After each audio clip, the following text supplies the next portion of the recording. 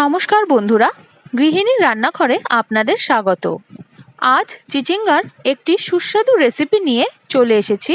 প্রথমেই চিচিঙ্গাগুলোর গা ঘষে খোসা ফেলে নেব। এবার ছোট ছোট টুকরো করে চিচিঙ্গাগুলোকে কেটে নেব আর ভালো করে ধুয়ে জল ঝরিয়ে নেব। এখন এর মধ্যে দিয়ে দেব সামান্য একটু নুন আর হলুদ। ভালো করে চিচিঙ্গাগুলোকে এই নুন আর হলুদ দিয়ে মেখে নেব আর ঘন্টাখানেক ঢেকে রেখে দেব। 1 ঘন্টা বাদে দেখুন চিচিঙ্গাগুলো কতটা পরিমাণে কমে এসেছে বলে মনে হচ্ছে। আসলে চিচিঙ্গার ভেতরে অনেকটা জল থাকে।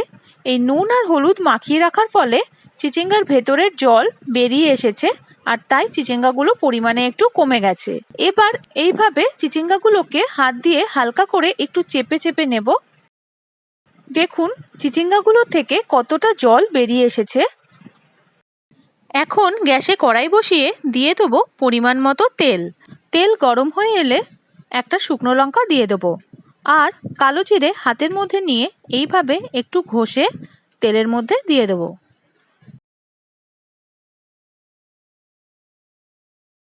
কালো জিরে আর শুকনো লঙ্কা একটু ভাজা ভাজা হয়ে এলে এর মধ্যে দিয়ে দেবো টমেটো কুচি।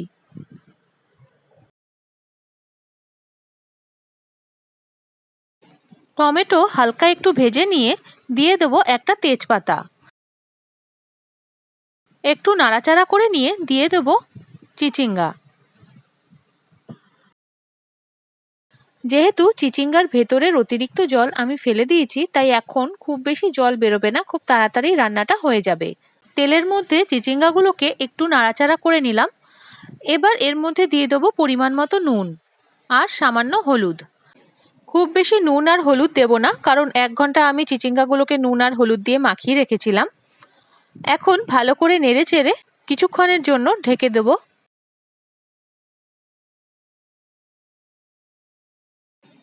কিছুক্ষণ পর ঢাকনা নামিয়ে একটু উল্টে পাল্টে দেব, দিয়ে আবার ঢেকে দেব যতক্ষণ না চিচিঙ্গাগুলো সেদ্ধ হয়ে যাচ্ছে।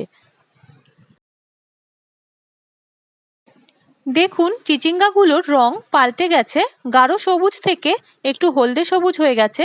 এর থেকেই বোঝা যাচ্ছে চিচিঙ্গাগুলো সেদ্ধ হয়ে গেছে। এবার ঢাকনা নামিয়ে দেখে নেব চিচিঙ্গাগুলো কতটা সেদ্ধ হয়েছে। চিচিঙ্গাগুলো একদমই প্রায় সেদ্ধ হয়ে এসেছে। এখন এর মধ্যে দিয়ে দেব 1.5 টেবিল চামচ সর্ষে বাটা। এই সর্ষেটা 2টো কাঁচা লঙ্কা আর সামান্য একটু নুন দিয়ে আমি বেটে নিয়েছি। আর দেব 1/2 কাপ মতো নারকেল বাটা আর 2টো চেরা কাঁচা লঙ্কা। এখানে নারকেল কোড়াও আপনারা দিতে পারেন। ভালো করে নেড়েচেড়ে নারকেল আর সর্ষে চিচিঙ্গার মধ্যে মাখিয়ে নেব। এবার এর মধ্যে দিয়ে দেব পরিমাণ মতো চিনি। একটু নাড়াচাড়া করে চিনি সবজির সাথে মিশিয়ে নেব। এই সবজি আপনারা ভাত, রুটি বা পরোটা যে কোনো কিছুর সাথেই খেতে পারবেন, খুবই টেস্টি লাগবে। আবারও একটু ঢেকে দেবো মিনিট খানেকের জন্য।